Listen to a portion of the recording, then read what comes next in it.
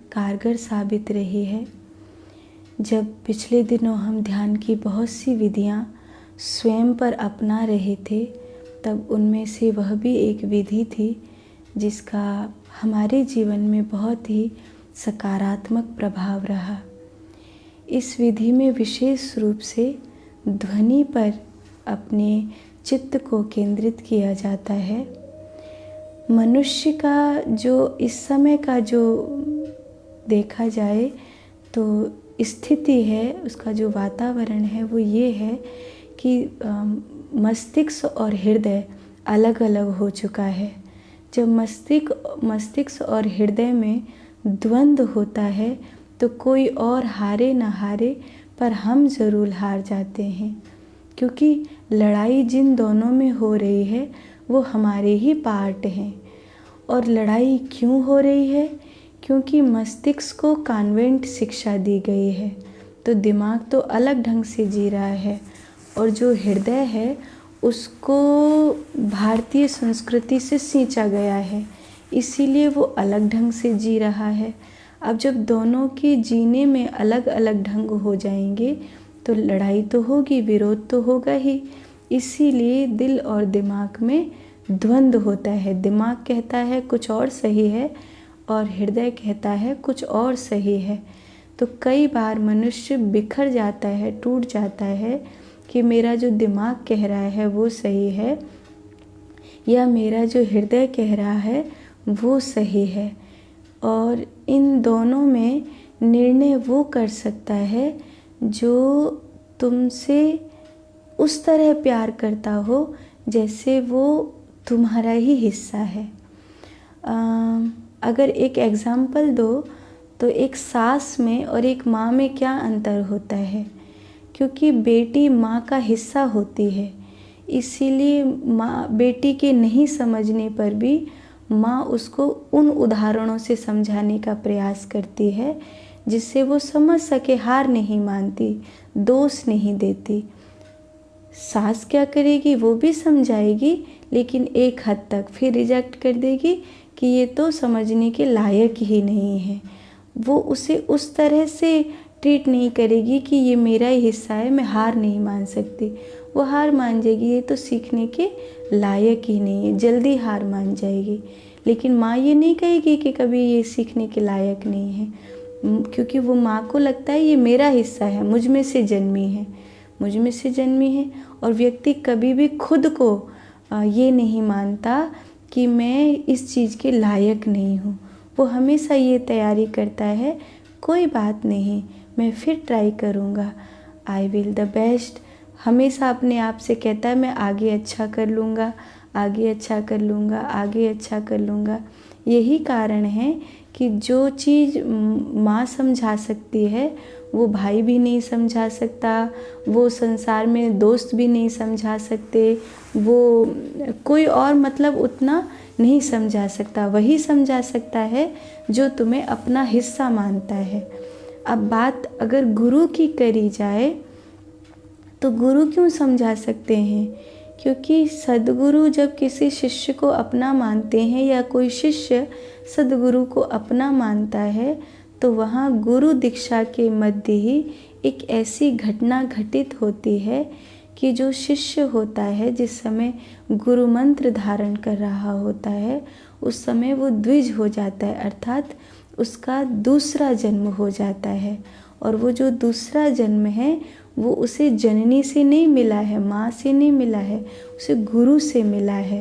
तो चूँकि वो गुरु से जन्मा है इसलिए गुरु की आत्मा हो गया, आत्मज हो गया।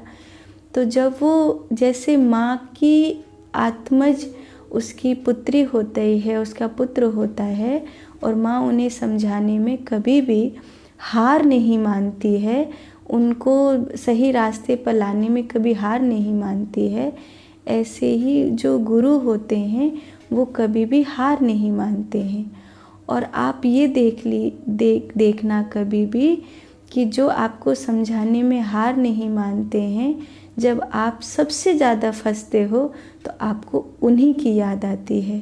यही कारण है कि जब आपको कहीं से मार्ग नहीं मिलता तब आप अपनी माँ को मिस करते हो कि माँ होती तो यहाँ पे बता देती कि मुझे क्या करना चाहिए। मेरे गुरुजी होते तो मुझे यहाँ पे बता देते कि मुझे क्या करना चाहिए। मैं अपने गुरुजी से पूछ लेता, कुछ न कुछ मार्ग मुझे ज़रूर मिल जाता। ऐसा होता है।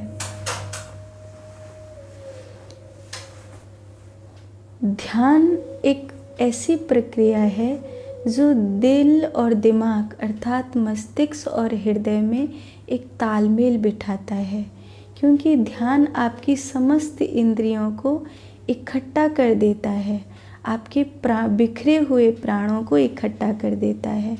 आप शांत हो जाते हो। जब आप शांत हो जाते हो तो आधी बात हृदय की और आधी बात मस्तिष्क की, जब ये दोनों लागू होती हैं तब हृदय और मस्तिष्क की लड़ाई समाप्त होती है और आप एक संगठित होकर एक बहुत प्यारे से मनुष्य बन कर के निखर के आते हैं, है ना।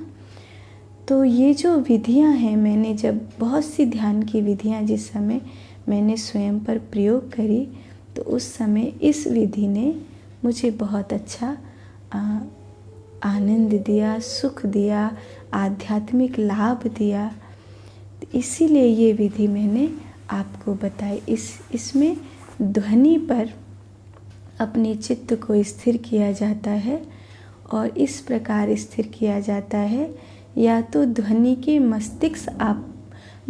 के मध्य में आप अपने मस्तिष्क को बिठा दीजिए, या ध्वनि के प्रारंभ में आप अपने मस्तिष्क को स्थिर कर दीजिए, अथवा जहाँ ध्वनि का विलय हो रहा है वहाँ अपने चित्त को रोक दीजिए।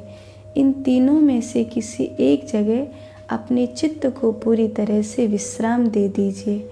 अगर आपका चित्त ध्वनि में पूरी तरह से विलय हो गया तो एक घटना घटित होगी कि आपकी समस्त इंद्रियां यम नियम प्राणायाम को पार करके उस समय समाधि के उस काल में न जागृत हैं, न सुषुप्ति है, न स्वप्न है। एक ऐसी अवस्था है जहाँ आप सो भी नहीं रहे हैं किंतु आप जग भी नहीं रहे हैं। आप टाइमलेस हैं। उस समय आपका शरीर समय की धारा में नहीं है।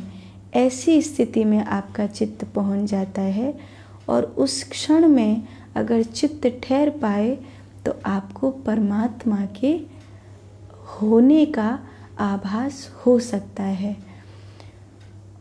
अर्जुन को भगवान कृष्ण ने उसी स्थिति में लेकर गए थे और तब अर्जुन को भगवान ने विराट स्वरूप का दर्शन कराया था। तो इसको अपने मस्तिष्क में क्लॉकवाइज करके रखना है, ताकि जिस समय आप इस ध्यान को कर रहे हैं और कुंडलिनी आपकी जागृत होती है तो आपकी कुंडलिनी इड़ा पिंगला सुषुम्ना इन सब का, जैसे आपने सुना होगा त्रिपुरासुर को महादेव ने मारा था, ये तीनों एक सीध में कभी नहीं आते थे और जब तक ये तीनों एक सीध में नहीं आएंगे तब तक इनकी मृत्यु नहीं होगी। तो एक सीध में इनका आना बहुत ज़रूरी है। तो जब तक शरीर में ऊर्जा मूलाधार से लेकर ब्रह्मरंध्र तक एक सीध में नहीं होगी तब तक उसे साधना बहुत कठिन है। तो उसके लिए ज़रूरी है कि ध्वनि जो है क्लॉकवाइज चले। क्लॉकवाइज चलने का अर्थ है कि जैसे मुख से अ निकला तो अ उ म बिंदु और ब्रह्मरंध्र पर नाद, ऐसे करके ये 5 हिस्से होंगे, अ उ म और नाद। तो ओमकार की ये जो ध्वनि है मस्तिष्क में क्लॉकवाइज घूमते हुए आपको ब्रह्मरंध्र तक लेकर जाएगी, है ना। स्थिर चित्त होकर के बैठें। इस प्रकार बैठें कि आप अपनी जननेंद्रियों को मूलाधार को सुकेड़ कर स्थिर हो सकें, मेरुदंड को सीधा रख सकें और सहज जितना सहज अपने शरीर को करें उतना ही अच्छा। अब हम 5 बार गायत्री मंत्र का स्मरण करेंगे।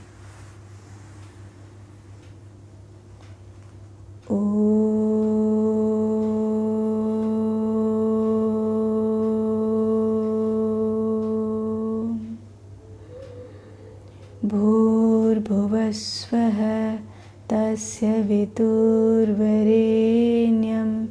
भर्गो देवस्य धीमहि धियो यो नः प्रचोदयात्। ॐ भूर्भुवस्वः तस्य वितुर्वरेण्यं भर्गो देवस्य धीमहि धियो यो नः प्रचोदयात्। ॐ भूर्भुवस्वः तस्य वितुर्वरेण्यं भर्गो देवस्य धीमहि धियो यो नः प्रचोदयात्। ॐ भूर्भुवस्वः तस्य वितुर्वरेण्यं भर्गो देवस्य धीमहि धियो यो नः प्रचोदयात्। ॐ भूर्भुवस्वः तस्य वितुर्वरेण्यं भर्गो देवस्य धीमहि धियो यो नः प्रचोदयात्।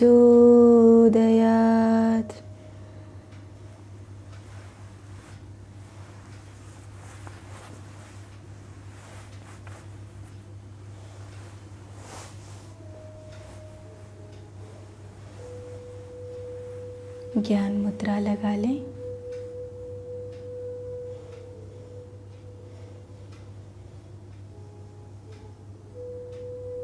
दृष्टि को आज्ञा चक्र पर केंद्रित करें। जिह्वा को मुख के मध्य भाग में रख लें।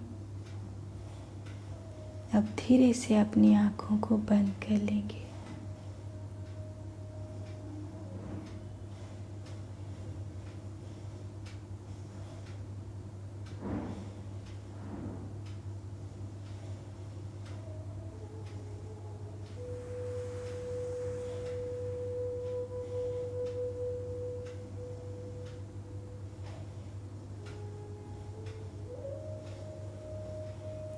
चित्त को शांत करें।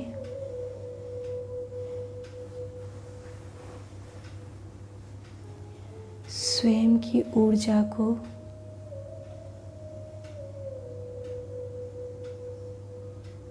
तेजस्वी, बलवान, प्रखर होने के लिए आदेश दें। सबसे पहला आदेश स्वयं को दें। हम अक्सर कहते हैं कि लोग हमारी बातें नहीं मानते, लेकिन क्या कभी आपने विचार किया है कि आप अपनी बातों को कितना मानते हैं? कोई दूसरा आपके आदेश को नहीं मानता। ये बात हो सकता है सत्य हो, लेकिन विचारणीय है, क्या आप स्वयं के आदेश को मानते हैं?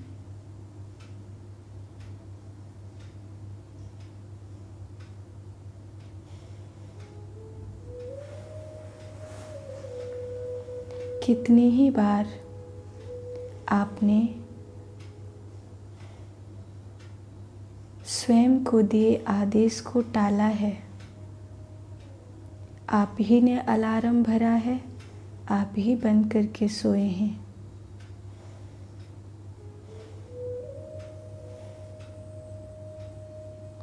आपका शरीर आपका आदेश नहीं मानता, आपका मन आपका आदेश नहीं मानता, आपका चित्त, आपकी इंद्रियां आपका आदेश नहीं मानती।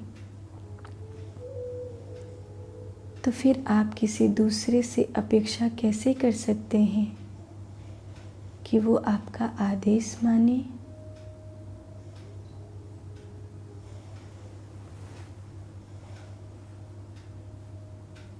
आपकी आंखें आपका आदेश कहाँ मानती हैं? आपके कान आपका आदेश कहाँ मानते हैं? आपकी जिह्वा आपका आदेश कहाँ मानती है? आप ही ने मौन रखा है और आप ही बोल रहे हो। आप ही ने कहा है कि आप निंदा नहीं सुनोगे और आप ही निंदा में रस ले रहे हो। आप ही ने कहा है कि आप कहीं अन्यथा जगह नहीं झांकोगे और आपकी ही आंखें उस दृश्य को देख रही हैं जो देखने योग्य नहीं है। सबसे पहला आदेश स्वयं को दीजिए। आपका शरीर है, आपका आदेश उसे मानना ही चाहिए। दूसरा आदेश अपने चित्त को दीजिए।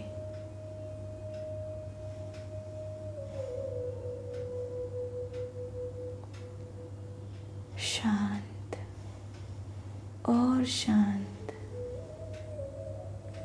तू विचार मुक्त हो जा।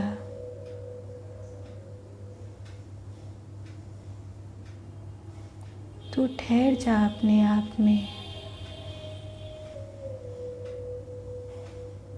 देख, परमात्मा ने तुझसे ज़्यादा अच्छा तेरे लिए सोचा है। बरसने दे विश्व ऊर्जा को अपने ऊपर। ये अहंकार की छतरी हटा दे।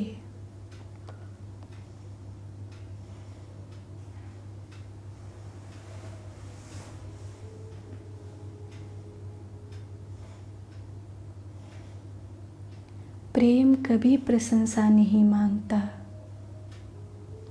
प्रेम कभी भी एहसान नहीं मांगता।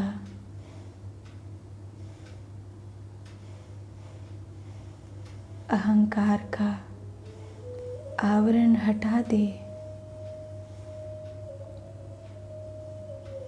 प्रेम पूर्ण हो जा, भक्ति पूर्ण हो जा।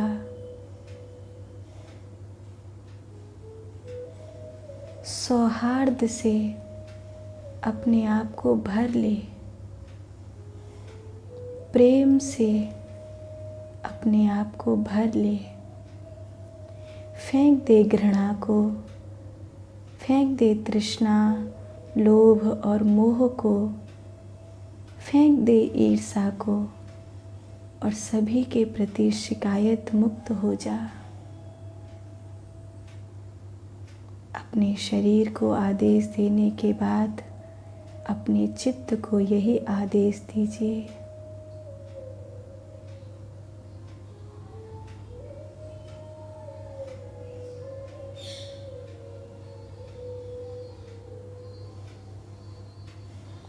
शांत।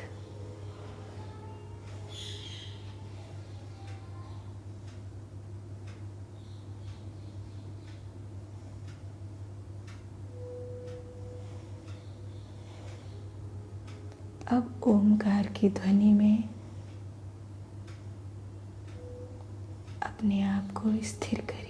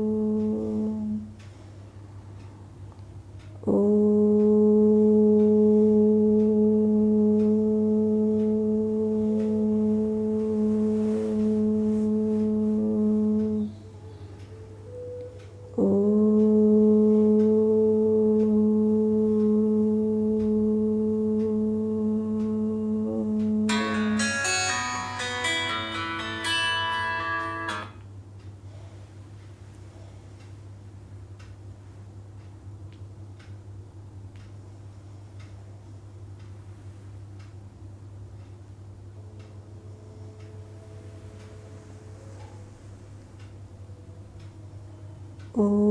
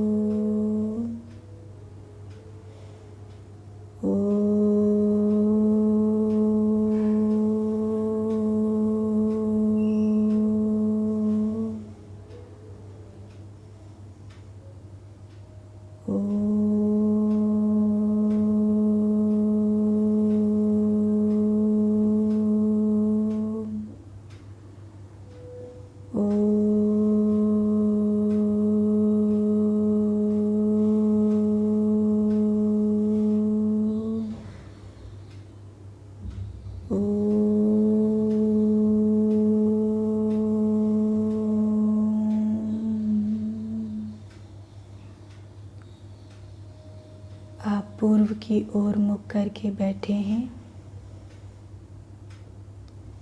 अकार की ध्वनि, उकार की ध्वनि,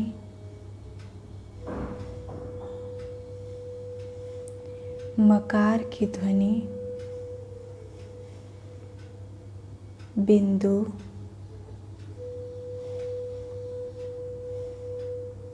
अपने मस्तिष्क के चारों ओर अनुभव करें।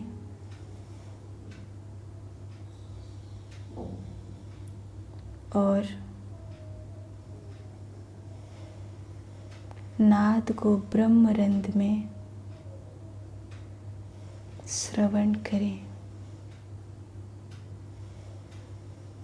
जिसे आपने ब्रह्मा जी के 4 मुख देखे हैं। जैसे आपने शिवलिंग में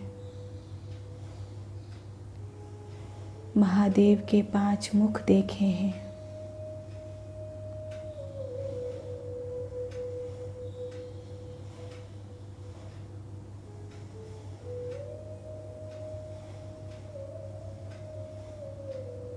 अपने शरीर को जलेरी की तरह अनुभव करते हुए अपने मस्तिष्क को उस शिवलिंग की तरह देखो, जिसमें चारों ओर महादेव के मुख बने हुए हैं और आखिरी छोर पर जलधार टपक रही है।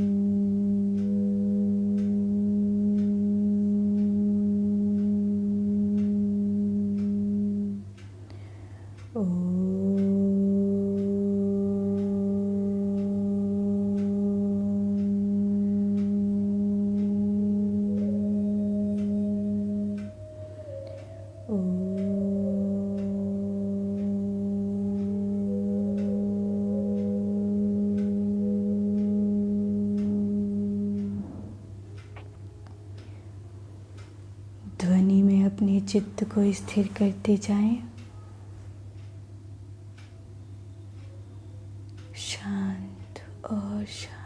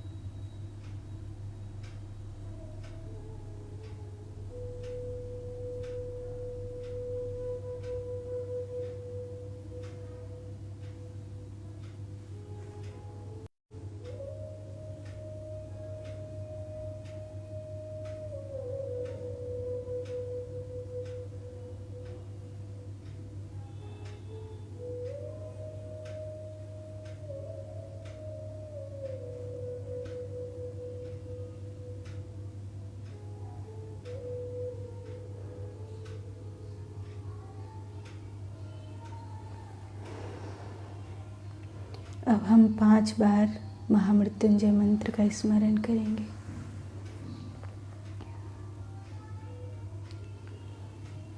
ओम त्र्यंबकं यजामहे सुगंधिं पुष्टिवर्धनम् उर्वारुकमिव वन्दनात् मृत्योर्मुक्षीयमामृतात्। ॐ त्र्यंबकं यजामहे सुगंधिं पुष्टिवर्धनम् उर्वारुकमिव वन्दनात् मृत्योर्मुक्षीयमामृतात्। ॐ त्र्यंबकं यजामहे सुगंधिं पुष्टिवर्धनम् उर्वारुकमिव वन्दनात् मृत्योर्मुक्षीयमामृतात्। ॐ त्र्यंबकं यजामहे सुगंधिं पुष्टिवर्धनम् उर्वारुकमिव वन्दनात् मृत्योर्मुक्षीयमामृतात्। ॐ त्र्यंबकं यजामहे सुगंधिं पुष्टिवर्धनम् उर्वारुकमिव वन्दनात् मृत्योर्मुक्षीयमामृतात्। ॐ त्र्यंबकं यजामहे सुगंधिं पुष्टिवर्धनम् उर्वारुकमिव वन्दनात् मृत्योर्मुक्षीयमामृतात्।